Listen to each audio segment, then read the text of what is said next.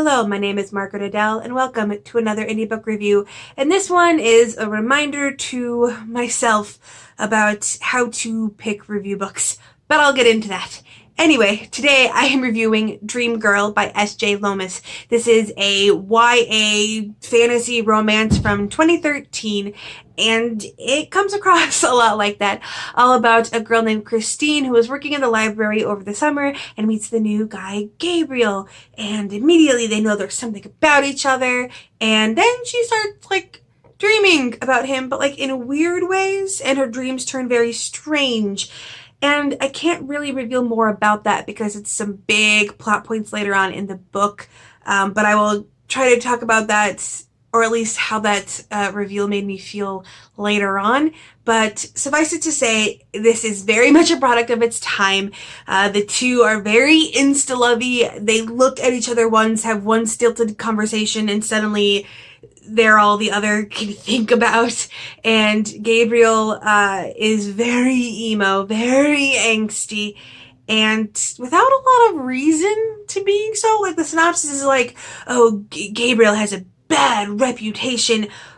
There's not a lot of reason for that, in the actual text. The most he ever does is, an old lady comes to the library and is very rude to Christine, and he basically tells her to apologize or leave, and then a guy comes in being a creeper towards Christine, and again he defends her. But that's it. Dude just has bad customer service, and everyone's like, oh, he's gotta be bad. It makes no sense. It's such a leap in logic, but the book wants him to be a mysterious bad boy without actually having him do anything wrong, and it doesn't really work. But he is very much angsty and emo. He writes short stories, flash fiction, and they are also very emo. Honestly, you could have told me this book was published 5 years prior to it, and I probably would have believed you with the level of emo is in this book. But the relationship itself is love very quickly.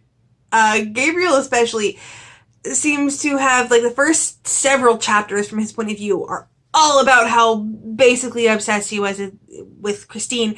And Christine, for the most part, has, other things going on. Her parents have recently moved because a parent got a new job, and she's finishing out the summer by rooming with an older friend who's in college, but said friend's roommate is going to come back. So she is trying to find somewhere to live during the school year so she can finish out her senior year with her friends. It's a very, teenage problem.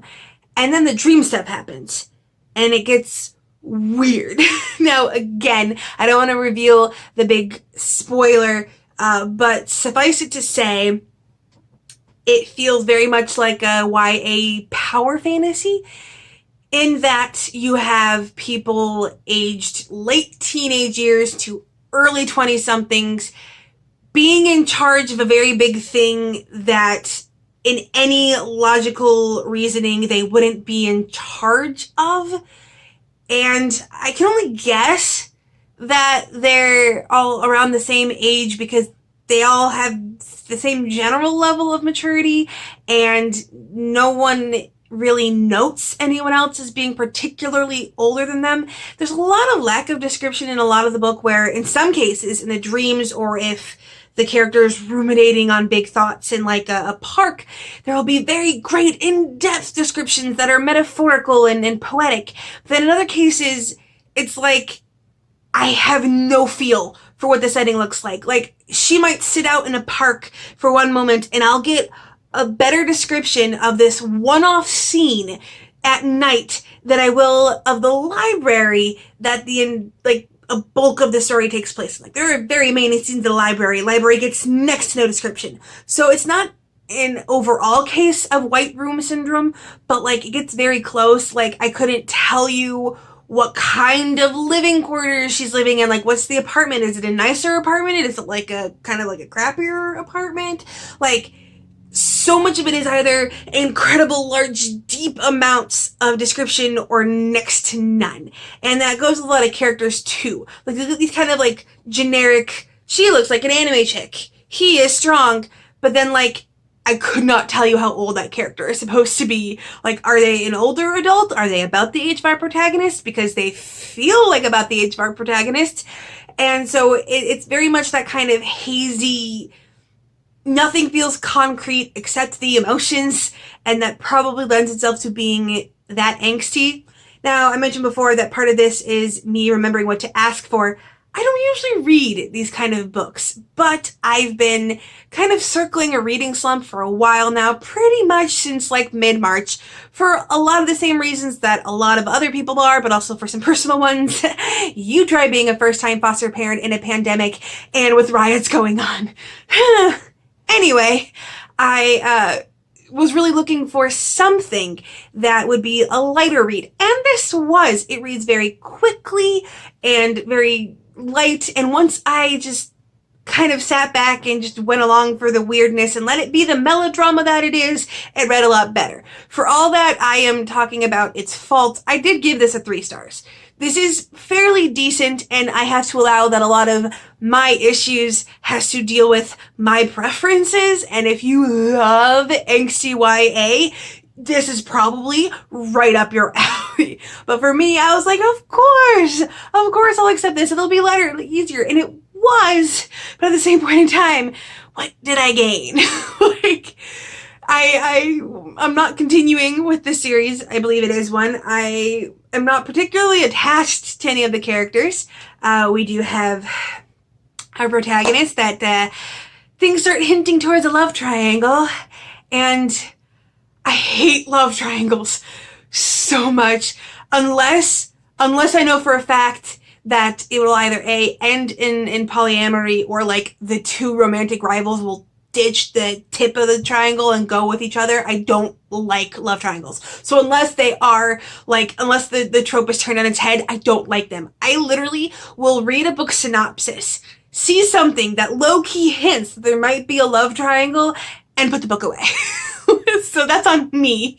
But again, it's one of those things where it's a big matter of preference. And I'm happy that I got it read very quickly. I'm happy that it was a very light read once I accepted it for the melodrama that it was. But it is definitely a product of its time.